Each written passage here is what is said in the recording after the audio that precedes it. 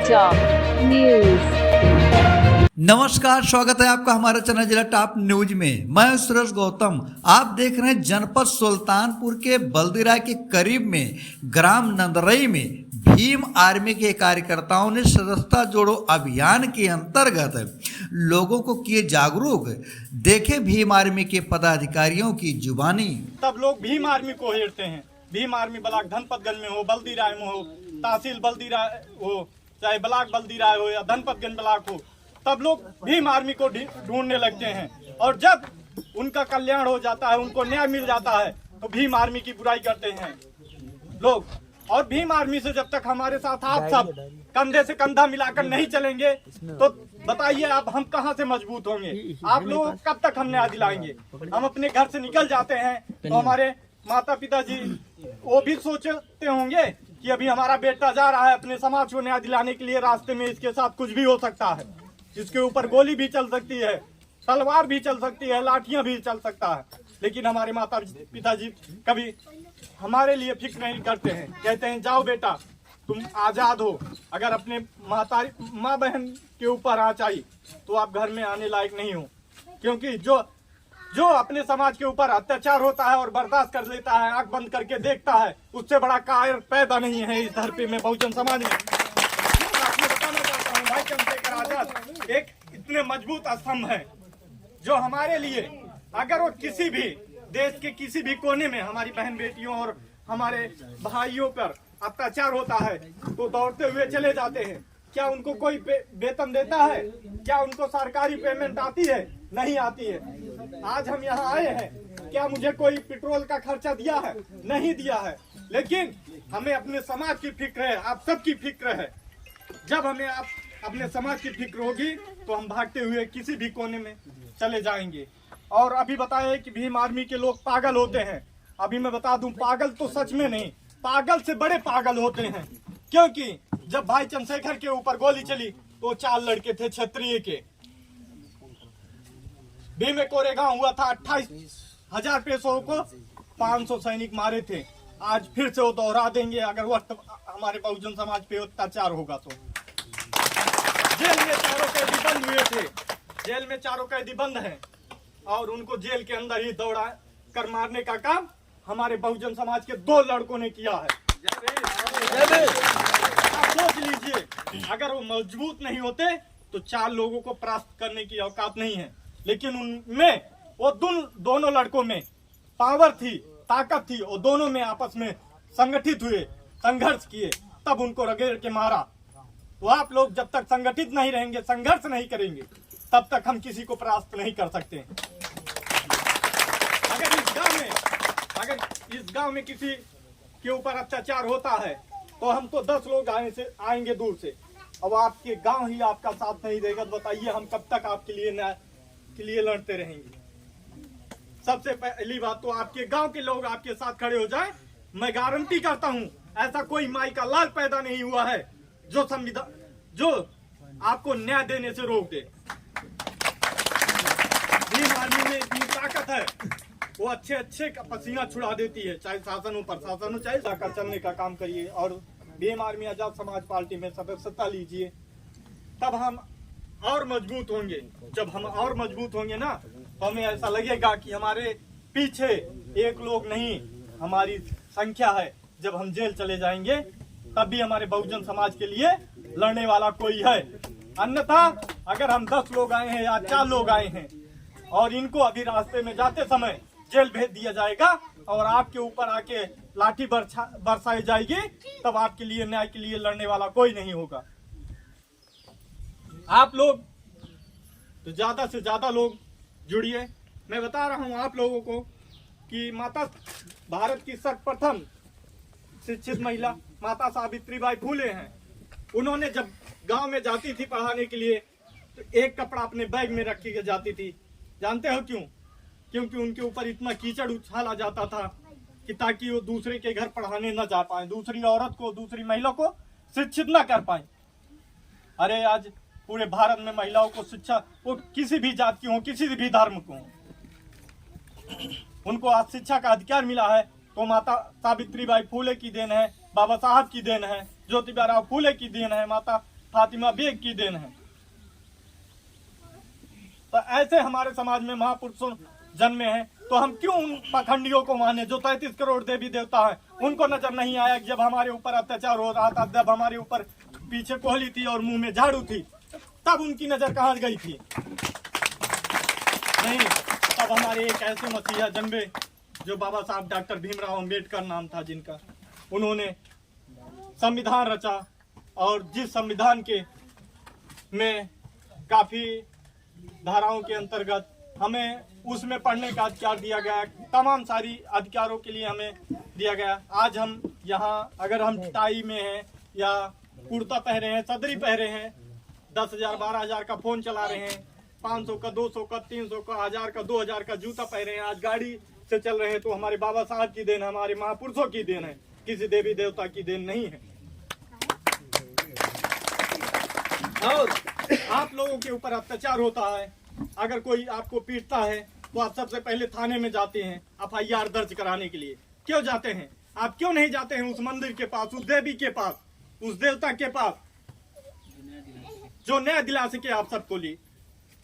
आप बता दीजिए, क्यों नहीं जाते हैं?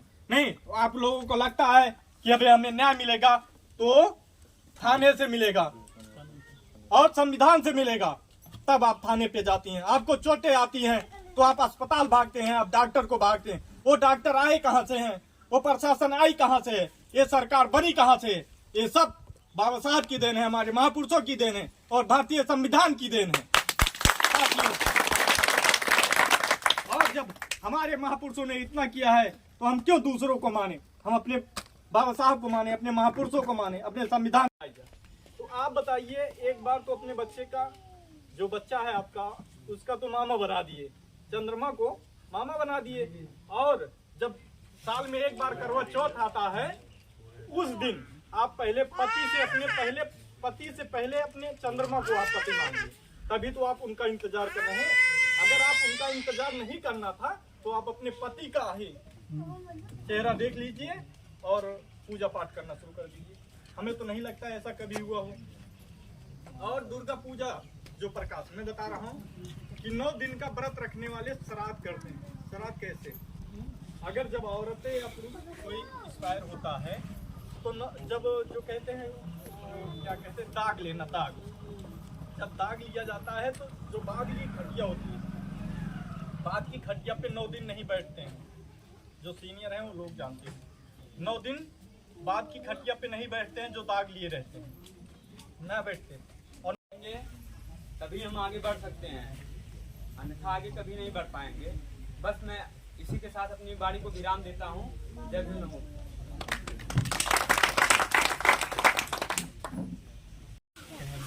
संघर्षों के साये में घनघोर जवानी पलती है। संघर्षों के साये में घनघोर जवानी पलती है। इतिहास उस ओर झुक जाता है जिस ओर जवानी। भाई चंद्रशेखर का संघर्ष जो है वो देखने लायक नहीं। अगर कोई इस धरती पे जन्मा है मानवर साहब काशीराम के बाद, तो भाई चंद्रशेखर है। अगर चंद्रशेखर एक ऐसा चिराग है हमारे समाज का, अगर उसको हम सजो के नहीं रखें ना, तो दोबारा चंद्रशेखर आजाद पैदा नहीं होगा हमें और हमारे समाज को बचाने के लिए। हम बोलना चाहेंगे बल्दीराय ब्लॉक से हमारे परम आदरणीय शिवलाल बड़े भैया जी को आए, जो आप बहुजन समाज के मूवमेंट को आगे बढ़ाने के लिए आप सबको कुछ बातें रखेंगे।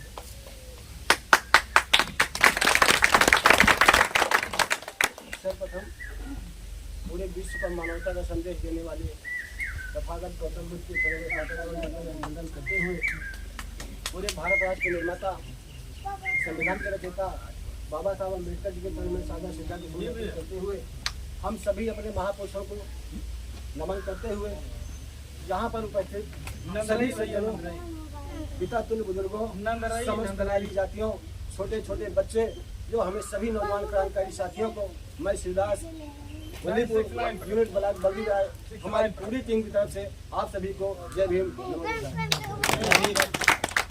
साथियों, हमारे साथियों ने जितना भी बात को रखा, सबसे ज्यादा जो इन्होंने अपनी शिक्षा पर दिया, वास्तव में यही सच्चाई है। साथियों, अगर हम लोग आज शिक्षा में ध्यान नहीं देंगे तो आगे चलने वाले समय में काफी पिछड़ जाएंगे। मैं आज एक विषय पर बात करना चाहता हूं कि हमारे यहाँ जितने क्रांतिकारी साथी हैं, आखिर ये सभी नीला गमछा ही लेकर के क्यों चल रहे हैं? सोचने का विषय है कि अगर हम नीला कहीं हम मतलब हमारी आवाज इतना दबा दी गई है ना, हमारी आवाज इतना दबा दी गई है कि हम अपने समाज में भी, अपने माँ बाप के सामने भी, अपने परिवार वालों के सामने भी, जो हमारे साथ 24 घंटा उठ रहे हैं, बैठ रहे हैं, उनके सामने नहीं बोल पाते। अभी देख लो उदाहरण आपके सामने, इसमें कहने की जरूरत नहीं है। तो बोलना और समझना, अपने समाज के जितने लोग हैं, जितने नव युवक लोग हैं और हमारी जो माताएं बहनें यहाँ बैठी हुई हैं, इनसे निवेदन है कि अपने बच्चों को जितना शिक्षा हो सके, जितना पढ़ा सको। वहाँ स्कूल तो जाते ही हैं, कॉलेज तो मतलब जाते ही हैं, लेकिन घर आने के बाद यहाँ भी उनको कुछ जो अपने घर में संस्कार होते हैं, अगर नहीं पढ़ी लिखी है, क्योंकि हमारे ज़माने में जो पहले आधा बाबा थे, उतनी औरतें मतलब पढ़ी लिखी या शिक्षित नहीं है, लेकिन उनको अच्छा संस्कार दो। ये तुम्हारे दीदी है, ये भैया है, ये चाचा है, ये मामा है, सही है, उनको अच्छा संस्कार दो। उनको उंगली पकड़ के सारी बातें सिखाओ कि ये तुम्हारे ये जो लगते हैं, इनसे ऐसी बात करनी चाहिए और सही से। चलिए, ये तो स्कूल में बैठने का अधिकार नहीं था, इनको पानी पीने का अधिकार नहीं था। धन्य हो मसीहा, किस किस मुसीबत, किस परिश्रम से इन्होंने स्कूल जाकर आज इतना हमको प्लेटफॉर्म दे दिए, आज के भारत का संविधान बना कर दे दिए। अगर हमारे महिलाएं अगर साड़ी पहन रहे हैं, वो भारत के संविधान की बदौलत पहन रहे हैं। हमारी महिलाएं माता बहन अगर किसी बस की यात्रा कर रही हैं या ट्रेन की यात्रा कर रहे हैं, वो डॉक्टर बी आर अम्बेडकर साहब के संविधान की बदौलत कर रहे हैं। आप लोग भूल जाइए, समाज विचारधारा के पाखंडवाद भूल जाइए। अगर रक्षा कर रहे हैं, अगर आप मारे पीटे जाते हैं, वो भी संविधान बाबा साहब डॉक्टर बी आर अम्बेडकर साहब के सहारे। आप कोर्ट कचहरी थाना में जाके इनके चरणों में आपको न्याय मिलता है, अन्यथा किसी ये वेतन नहीं दे रहा है मुझसे, लेकिन इतना मुझसे है, आपका पीड़ा, आपका दुख मुझे देखा नहीं जा सकता है। इसीलिए मैं 80 किलोमीटर मोटरसाइकिल चला के आ रहा हूँ, लेकिन मुझे सही सलामत घर वापस जाऊंगा या नहीं जाऊंगा मुझे पता नहीं है।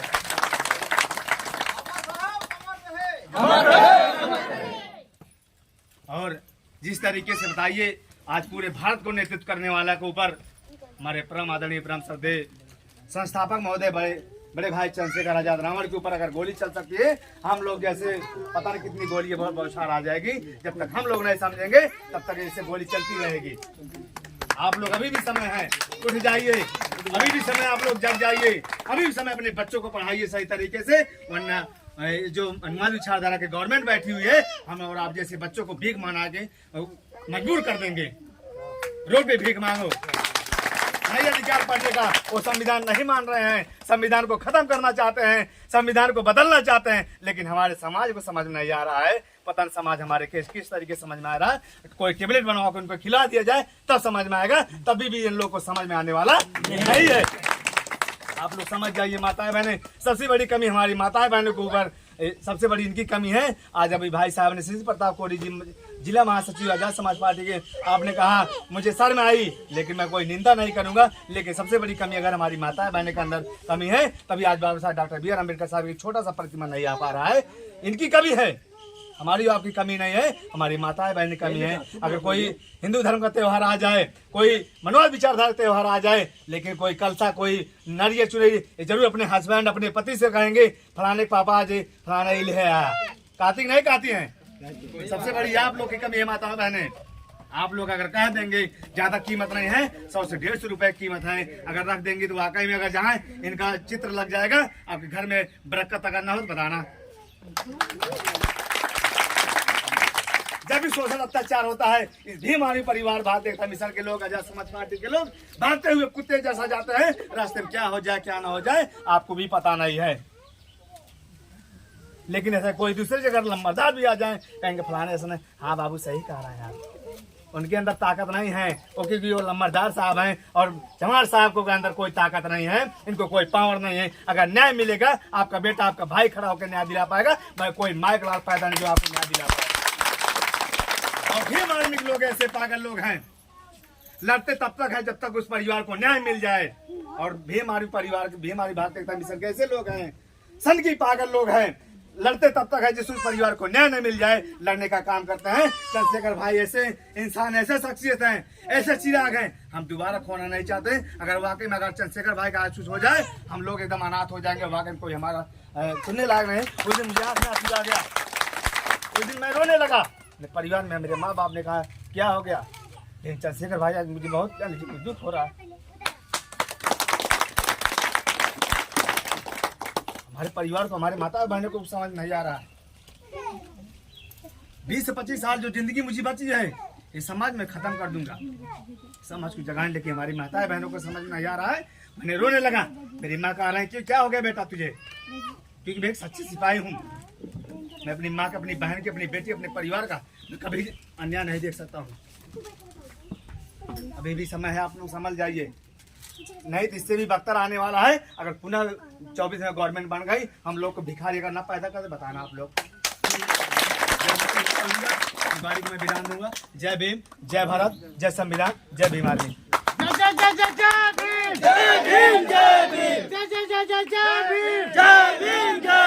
भीम आर्मी जिंदाबाद, जिंदाबाद, जिंदाबाद। भीम आर्मी जिंदाबाद, जिंदाबाद, जिंदाबाद, जिंदाबाद, जिंदाबाद। भीम आर्मी जिंदाबाद, जिंदाबाद, जिंदाबाद, समाज पार्टी जिंदाबाद, जिंदाबाद, जिंदाबाद, समाज पार्टी जिंदाबाद, जिंदाबाद, जिंदाबाद। बाबा साहब अमर रहे, अमर रहे, अमर रहे, बाबा साहब अमर रहे, अमर रहे, अमर रहे, बाबा साहब अमर रहे। अमर रहे, अमर रहे। भगवान गौतम बुद्ध की करुणा हो, करुणा हो, करुणा हो, भगवान गौतम बुद्ध की करुणा हो, करुणा हो, करुणा हो, भगवान गौतम बुद्ध की करुणा हो। करुणा हो, करुणा हो। साथियों को जय भीम। तो साथियों, हमारा प्रयास कैसा रहा कमेंट बॉक्स में जरूर लिखें, और चैनल पर नए हैं तो सब्सक्राइब, लाइक, शेयर ना भूलें। धन्यवाद।